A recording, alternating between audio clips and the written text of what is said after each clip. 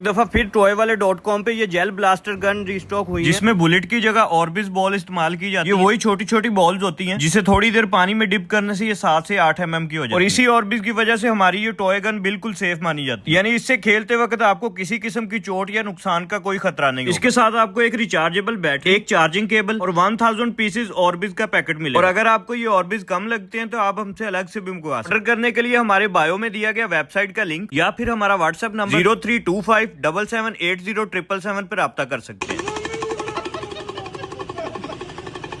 लगता है आदमी काफी आ गया उधर है, मुझे पहाड़ी का खारा लेना पड़ेगा।